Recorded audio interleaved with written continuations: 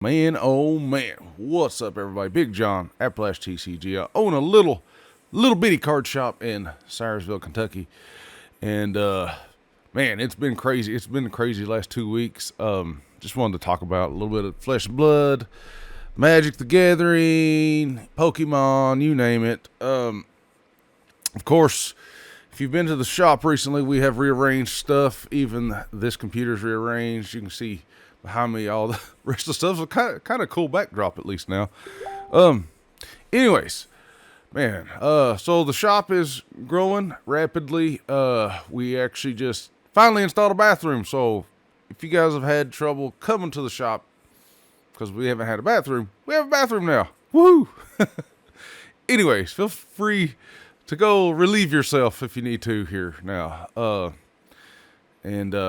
Since that's happening, we probably won't go as much to the diner and stuff to play because we have a lot more playroom here now too. So there you go. There's that. That's how much we've grown in a year. So let's get on Flesh and Blood right now. So we just had a skirmish. We had a pretty good turnout. We had 11 players. I was absolutely dying to play. Unfortunately, I still had to work my other full-time job.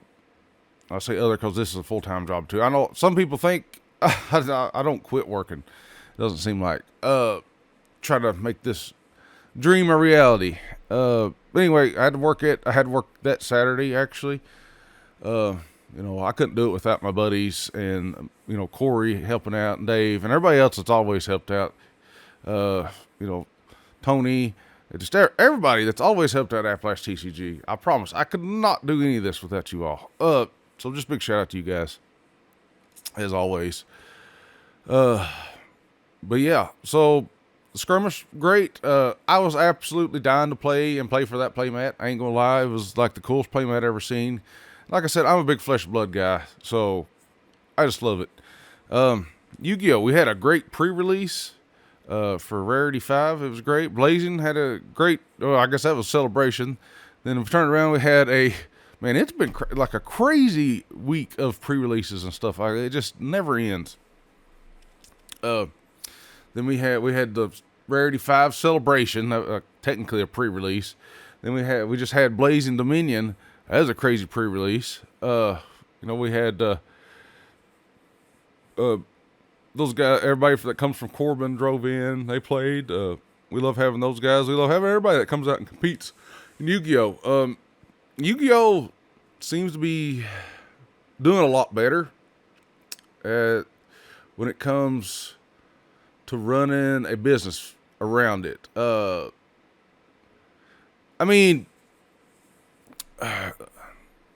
think, I don't know. Guys, I've only been in the business I've been selling cards for 3 years, but not been running the business for about a year and a half or more. Let's see. I started August 2024, kind of licensed the business. But then, really getting into Yu-Gi-Oh! 2025 is when the end of 2024 is when I registered the business. 2025 is when I really started getting real serious. And now we're in 2026 and we're just all 100% in. But so, rough 2 years experience doing this, I guess. Yu-Gi-Oh! Is a game that it's like any other card game. People want singles, and whenever you're buying boxes at wholesale and the sealed boxes just are not holding value online, and people can just go online, buy that box, it's hard to sell it to make a profit, I guess. But anyway, it looks like Konami, and thank God I haven't, I've never really tried to what's a good word? Overbuy what I think I could move or would be useful to the store. I've never done that. At least maybe Lorcana. Lorcana I've definitely overbought. Purely by accident. But, one thing I've learned is the players really want singles. It doesn't matter what the box is going for. If you're willing to crack it and try to move singles, you should have good trade-ins. You should have more of that stuff. Anyway, Konami has finally, with the Rarity 5 and the overframes, really got the collectors back into it, I believe. So thank God for that. So the boxes aren't just crashing now. It doesn't look like they're overprinting, because Blazing Dominion, I don't even think you can get it anymore. I still have a case. We still have some boxes. We have singles that's not even listed yet. But I mean, Yu-Gi-Oh seems to be going in a good direction. That's just my personal opinion. Take it for what it's worth. But I think Yu-Gi-Oh's also going in a good direction. Now, as a player, there is some, in every card game, there's stupid stuff that happens. Like Yu-Gi-Oh, I think it's a great game, but it has flaws. Flesh Blood has flaws. Pokemon has flaws. Magic the Gathering, we don't even care about Magic the Gathering anymore. No, I'm just joking. But, that's where Yu-Gi-Oh's at. I think it's on the up and up. I really think them pushing the overframes and stuff like that is really going to get the collector back in. Now, they need to still keep the player base nice and healthy. And with Blazing Dominion, there is a trap card that everybody loves. And so everybody's just banking on trying to get it because it's a great card. And that's basically selling itself, that whole set. It's keeping it healthy. So there's that. Now, even the next sets, they're looking great for Yu-Gi-Oh. Yu-Gi-Oh is it is a difficult game to learn, and I'm glad I've picked it up and I understand it enough that I can kind of see where people's mind go with the game. And one thing that Yu-Gi-Oh doesn't do well is prizing, I think, especially in the big tournaments. That is one complaint I've heard over and over, is the prizing is not very well. And I've looked into why that is. Like, they don't give cash prizes. And there's something about the integrity of the game, maybe, or the creator didn't want people just to be playing just for money. So they don't offer cash rewards. I don't know. Anyway, that's Yu-Gi-Oh. Yu-Gi-Oh's in a great spot. Flesh and Blood. Let's turn back on to it. Flesh and Blood. I think Flesh and Blood, the Silver 8, so I will say, the sealed boxes and moving product in-store slows down extremely. It is really hard to get somebody to buy Compendium of Wraith right now. And it was sold as a premium set. And listen, I love LSS. I love Flesh and Blood, but that set coming out being called a premium set was, I don't know. It's not holding its value, unfortunately. I'm not, like, there's a lot of stuff I can't say, but it just doesn't hold its value, and it does. So if you want to run Flesh and Blood at your store or whatever, you got to be ready to crack the boxes and sell singles, 100%. Because I promise I did not sell 58 boxes of Compendium of Wraith. I sold maybe a case here and there, or so a box here and there, and then we move packs periodically, because now we charge on demand a $5 entry pack. You just buy a $5 entry pack, you get a gym pack. Then on Armory Night, we're charging, if you want to, two packs of Flesh and Blood, your $10 entry.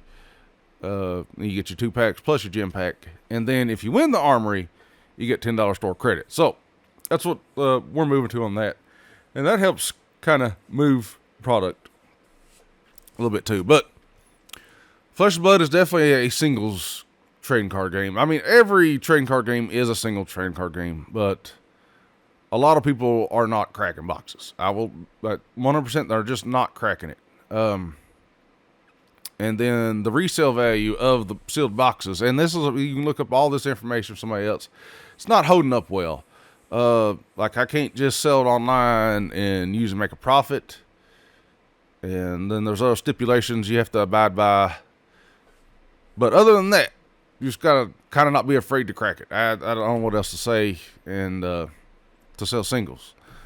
So you can sell singles on your website. You can sell singles on TCG Player, eBay, whatever you want.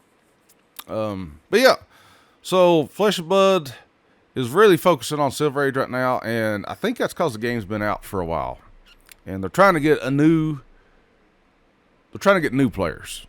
And so the barrier to entry of CC, everybody logs on Fabry.net, sees a deck that's worth $1,000 and freaks the F out. I don't know what else to say it. They freak out that they're going to spend $1,000 to even compete in this game, which isn't totally true, okay? So if you want to play Flesh and Blood, Silver Age is the greatest entry point since this game existed. Blitz, the pre-cons, I'll be honest with you, and I say this, and I love LSS, but the Blitz pre-cons were trash. And I've said this before on this channel, like whenever I tried to get in Flesh and Blood, the only thing offered at the time was Blitz decks. There was no Armory decks. There was only Blitz decks. And you could buy a pack of the Blitz decks, usually from other stores or whatever. That's why I went to Lexington at the mall and bought. And on eBay, I bought Blitz decks thinking I'd be able to play Blitz. And they were trash. They're just not good. It was not. And trying to go to a store and at an actual event and playing with that Blitz precon was one of the worst experiences I've ever had in a trading card game. Like I wanted to just quit the game. It was that bad. It really was that bad of an experience. I'm not joking. I picked up Benji and then I had to play a Dromai, and it was the worst experience of a card game I've ever had in my entire life. Luckily, I didn't quit the game. I got into CC and played Dorinthia Decimator and just absolutely loved the game. So now Silver Age is out. Silver Age, man, well, it is a great. The decks come out of the pre-cons great. You get a Compendium of Wraith pack with it too. There are upgrades you can do, but I mean, you can come out of the gate swinging in the Silver Age format at your local LGS. Here we love Silver Age, and we play it mostly all during the week. And going forward, Saturdays, we're probably going to switch back to CC starting after Omens. So that's the idea in my head anyway. We're going back to CC. But I think LSS, what they're trying to do is the game's been out for a while now, so they're trying to get new players. How do you get new players? It's definitely not introducing them to CC and seeing that high price tag because it freaks them out. So they have released Silver Age format. I think it's great. It's 1,000 times better than Blitz ever thought about being. In my personal opinion, it's 1,000 times better of an entry point. It doesn't feel so overwhelming. You're not getting blown up in 2 rounds or back and forth. It is a good format. It reminds me a lot of Clash and Commoner, and it's almost perfect. Almost. It has its flaws too, guys. Don't get me wrong. But Flesh and Blood, I think they're doing stuff right, getting a new player base. Now if they can work on the sealed product not tanking, that would be great. I don't know how they do that, but it is what it is. So, Omens of the Third Age is coming out. I think that's going to be a great set.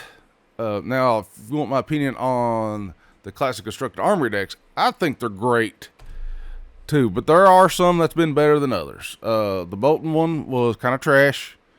Azalea one was phenomenal. Ira deck was very good. The KO deck, great. Of course, he's living legend now, too. Most of these, Azalea, KO's all living legend now, so you can't even play those in CC. The holodeck is fantastic, I think, but I really like Warriors. Let's see, who else had an Armory deck? The Arachne deck, it's okay. The Rhinar decks, I don't know what's wrong. I figured the Rhinar deck would be a lot better, and it's just, it does nothing whenever I've played it. I don't know. I'm not a big brute player, but I try to make sure I keep all of the Armory decks so I can try it out, so I can teach somebody to play it. And the Rhino deck just does nothing. I've even upgraded. It never feels like it does anything. I don't know. So I'm not a big seller of the Rhino deck yet. But I've played good Rhino players, and they have smacked me around with Rhino. But the Rhino Armory deck with minor upgrades is still not good. The Jarl deck was good, I think. Good Guardian entry point. Well, yeah, the Ira deck coming out was probably the best one out of all the ones I've tried. It comes out pretty even. Like it could even compete at an armory upgraded level. But still, that's still the problem if a new player comes in, they're like, oh, I'm down to try out Flesh and Blood tonight, and there's Armory, and they pick up an Armory deck off the shelf, and they're playing Veterans. I highly suggest Veterans, you keep, maybe buy an Armory deck too, if you got new players, and you want them to stick around. This is just my opinion. Play the Armory deck, don't do any upgrades or anything to it, and just play against them. Like, you're probably still gonna win if you're worried about winning. I'm not talking about the Armory level now. So pick up an Armory deck, let them play the game, because you're still probably going to win just because of your experience anyway. Maybe pick up Bolt and Armory deck and don't do anything to it. But just try to not play an overwhelming deck, I guess. Now, I keep trying to say that you can play Flesh and Blood casual, and I mean, I've been in Flesh and Blood for at least 3 years now, and nothing really about it is casual. But I mean, if you got new players, probably stick to Silver Age for now until they get ready for CC. I mean, and then when they get their CC deck, probably keep your Armory deck unupgraded. I know it's hard to do. Listen, we all love upgrading our decks to just stupid levels, even in Magic or whatever have you. Probably just play the Armory deck, let them get used to it. Then you can smack them in the teeth later with your, all your legendaries and stuff that they don't have yet. Like I said, the barrier of entry to Flesh and Blood, if you're going to actually compete at a very high level, you need those legendaries. You need the Majestics. I mean, you have to have whatever makes that deck tick. You have to have it. And that goes for any card game, though. I'm not sure why everybody has this opinion that card games aren't expensive. They are. The only card game I know of that's not really expensive and is in a standard format, in the standard CC format, the gravy format. I don't know what am I talking about. It's in their standard format. CC, basically their standard format, Magic, Pokemon, advanced and locals, whatever, your main format, I guess. The only one that's not really expensive is Pokemon. And it can get expensive if you start rarity bumping everything. But you don't have to. You can play with all prize pack cards or something if you wanted to, and you could have like a $10 to $30 deck and compete at the highest level on the planet in Pokemon. Which, granted, it's, tailored towards kids. Not that a lot of kids are competing at a high level, it doesn't appear, but it's there. But yeah, it is an expensive hobby, it is a luxury hobby. And, I mean, if you want to play to win, especially at a higher level, you have to... I mean, there's a certain cutoff point. Like, you're going to have the cards, and then it's not like it gets more expensive. Especially in Flesh and Blood. You get the tunics, you get the armor, all that stuff just translate over to somebody else. If that hero LLs are like the meta switches or something. So, anyway, that's the good thing about Flesh and Blood is, like, the entry's high, then it kind of just stays there. Like, as soon as you get it, it's not like you have to get another one. Now, I don't know how that is. Like, I don't play Flesh and Blood at an extremely high level, so I don't know if you're going to the callings and stuff, like a new set drops out. That day, you have to upgrade your deck or something like that. I don't know what you're paying to get the new cards so you can have a leg up against somebody. Anyways, Flesh and Blood, I think it's in a great spot player-wise. I think it's in a great spot format-wise. The Living Legend system has been great. I think still it's holding true. We're going to see how the Silver Age benching system works. It's coming up here at the end of May. Players and one LSS pick. Three player picks and one LSS pick is... We're going to see what Silver Age happens. We're going to see a change in Silver Age. So, anyways, enough of Flesh and Blood. Pokemon, the last couple sets, Perfect Order, and now Chaos Rising seems to be a set that's not going to go crazy. Thank God. Now, myself, I'm even wearing my Pokemon Judge shirt. So, we've been playing Pokemon here at AppalachiaTCG now. We welcome you guys to come play. We just had our first cup. Great experience. We didn't have a lot of players, unfortunately, but it was our first one. I've never really ran a cup. We play standard here and, sell Pokemon. Now, as a business owner, I never even intended to really get in Pokemon as much as I have. Pokemon is just so mainstream now that everybody kind of collects it or wants to crack packs. But not everybody wants to play it. I don't understand that. So I'm trying to get more people to play. I think it's actually in a weird spot from talking to my buddies that play a lot. And Pokemon doesn't really ban cards either. From what I understand. Now, I'm still learning about Pokemon. I've been trying to play it a little bit more. And the Crustle deck is just... It makes the game unfun, from what I understand. Just completely unfun to play against, to even play, kind of, really. But, I don't play Pokemon competitively. I have no idea. I'd play it here. I'm never going to go anywhere else to play Pokemon, I promise that. But I just have fun with the game. It's cheap to play, and everybody that does play it seems to have fun, but the Crustle meta right now is not good. There's no way to really counter it except for maybe one thing, and I don't think people like doing it. Otherwise, the card game itself, the collectability is crazy. We got a Chaos Rising pre-release event the 15th. If you guys want to come check it out here at AppalachiaTCG, that'd be great. So I think the being able to sell packs at $5 has been great too, instead of overcharging for these products of Pokemon. So we're getting more and more Pokemon all the time.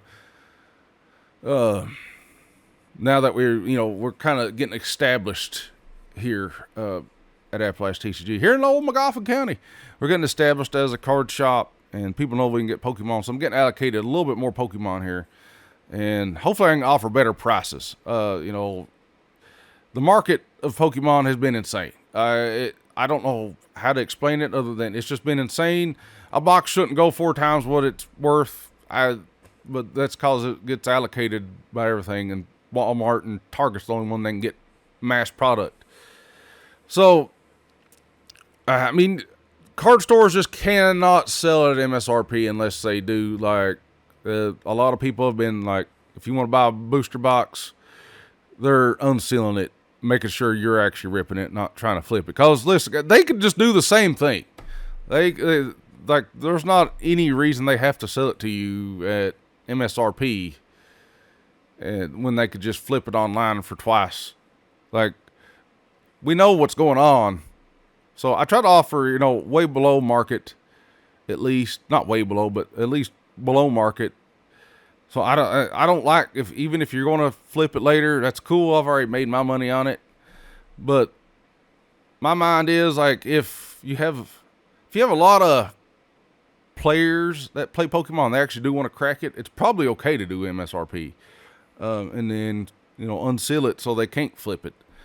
But even then, they can still sell packs. I'm not sure. I don't know what everybody's doing.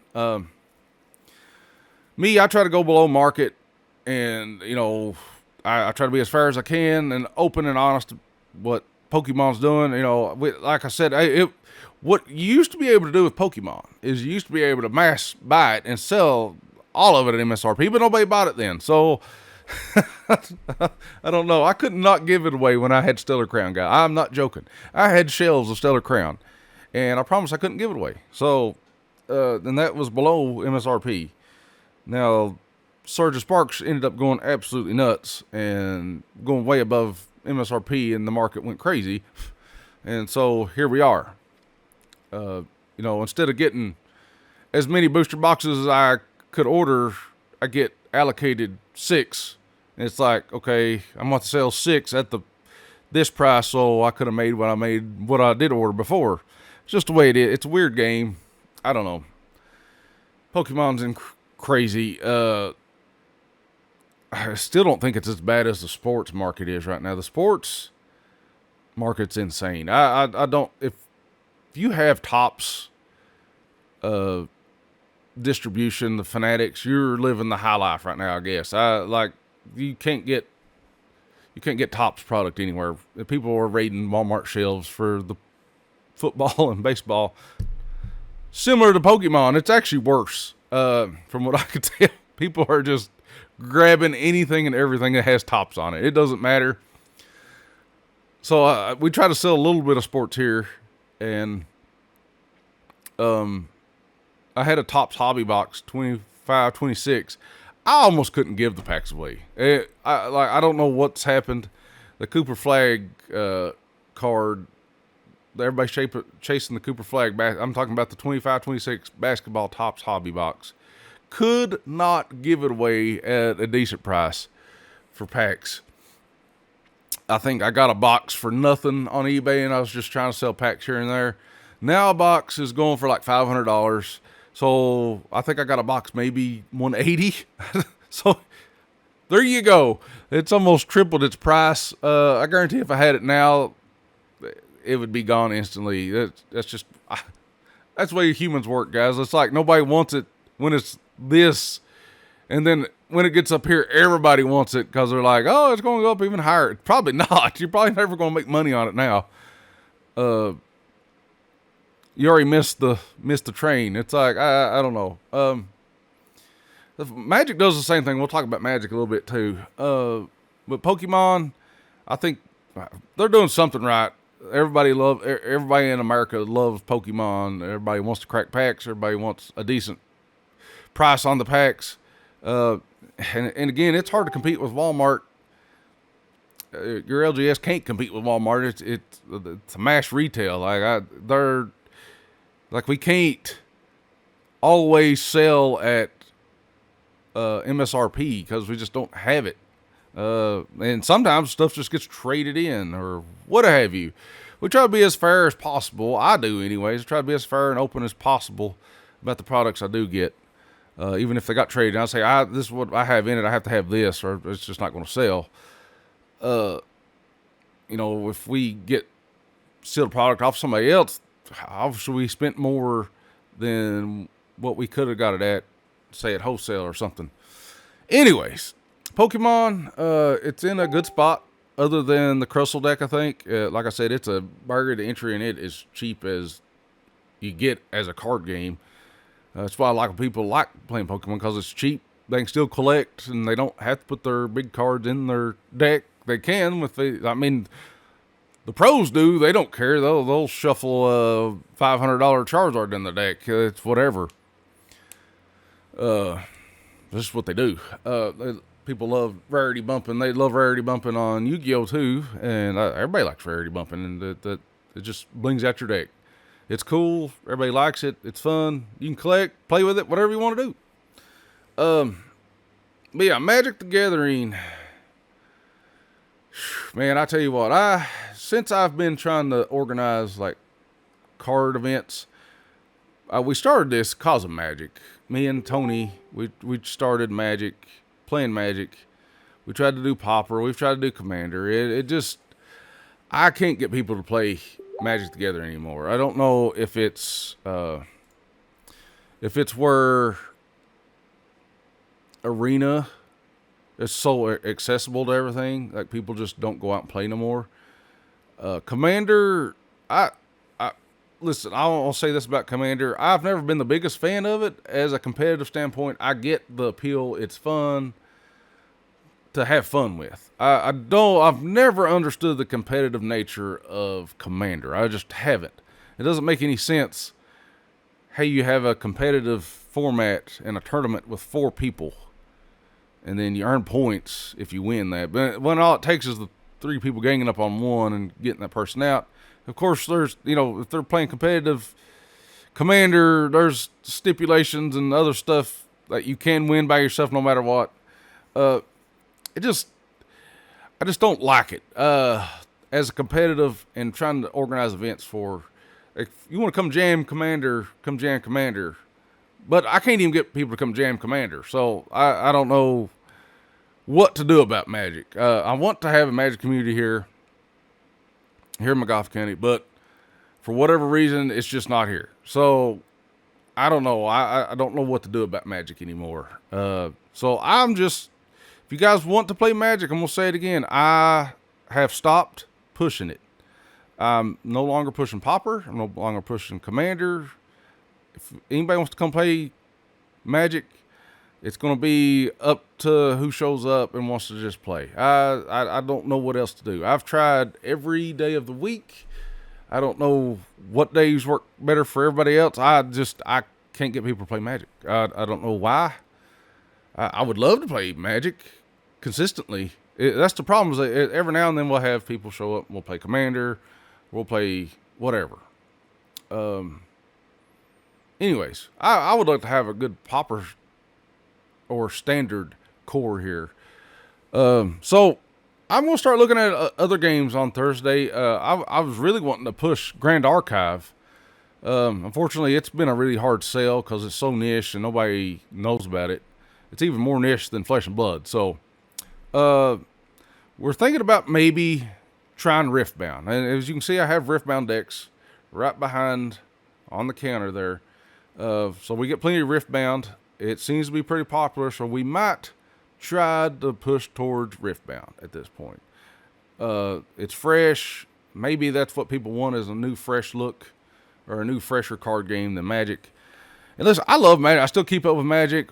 We have Commander decks, Strixhaven's on the wall, shelves. I've got it on TCG Player.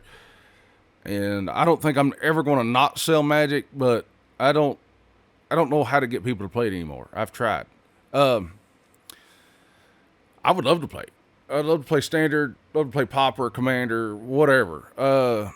Unfortunately, I just can't get people to play. So if anybody in Sayersville wants to try to jam Magic, just come talk to me. We'll try something. I don't know, but I'm just going to, I'm taking my hat and tossing it out of the ring of trying to run Magic here. Maybe after we expand more, I can get WPN. We'll see. I don't know if that'll even help at this point. I can't get people to play. I don't know what else to say. Magic seems like it's in a good spot, but as their business is booming, Hasbro's making bank, obviously, off of Commander. I think that's just what it is. I'm not fully involved in Commander. I don't see it.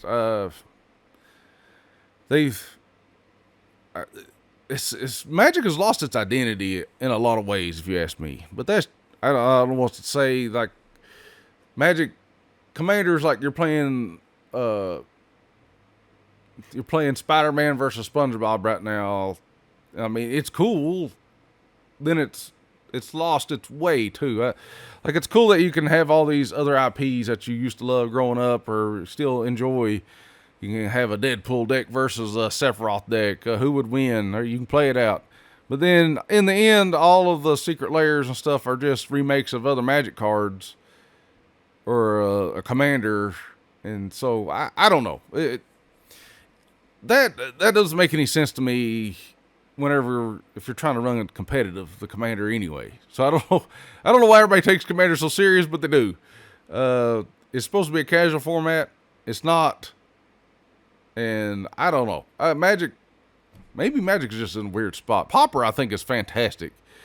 I'd love to have a Pauper core base here. That'd be great. Or Standard. Even Modern's probably not in a good spot now. Just too many cards. Standard used to be the best format, and then they increased it longer, so they kind of killed Modern after that, making it 3 years. But, I mean, and Magic's expensive. I mean, none of these card games are cheap to play.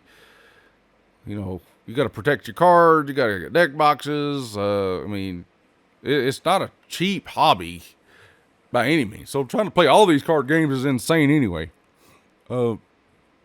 But Magic, I don't know. Like I said, I think Commander's great. it's great for casual play. It really is a great casual game. Like maybe that's what people's doing now is they're getting a commander deck. They're just upgrading it at the house. They're just buying singles off TCG Player, and they're playing at their table with their friends and family. You know, I why not? That's what I would do too. I always just love getting people together and just playing. So Magic's just hard to run an event for right now. I don't know. Anyways, hats out of the ring. I think officially now. I keep coming back to it, and I keep trying to make events. People's not showing up. I don't know what else to do. If you guys have any suggestions, I'll take them. I don't know what to do anymore with it. I don't know. So anyway, we're going to maybe try Riftbound, I think. Riftbound and maybe Grand Archive again on Thursday nights. And so Friday nights is Pokemon now, and Saturdays is Flesh and Blood at 1 to 2 starting, and Yu-Gi-Oh! At 6:37. So Yu-Gi-Oh's popping off always. Saturdays, Pokemon's usually, or Flesh and Blood's always got, we run Flesh and Blood, I don't know, 4 times a week sometimes now. But like I said, I'm really into Flesh and Blood, so I kind of push it a little harder, I guess. I would push Magic, but I have to have people to play with. So if you guys want to play Magic, show up. I don't know what to say. I don't know. Any of you guys out there on the internet, your LGS, maybe comment down below. What is your Magic scene like? Like, I live in a small, well, we're in a small rural area. We don't have a lot of people. Maybe that's what it is. But I've even heard like even the bigger cities are having problems with getting people to play. I don't know. Just tell me what it is like in your area. Is Magic strong? Is it weak? Nobody showing up? I don't know. Anyways. That's it for this video today, guys. If there's anything you guys would like me to talk about in the future, be sure to let me know. I think I'm going to change out this old 720p camera and get the 1080p one at least here soon. But on this computer now. But yeah, come check us out, guys. We're in Cyersville, Kentucky, AppalachiaTCG. We're right off the Mountain Parkway. We'd love to have you. Come trade video games more. You need your cell phone repaired. Check out AppalachiaTCG. My name is Big John. We'll see you guys next time.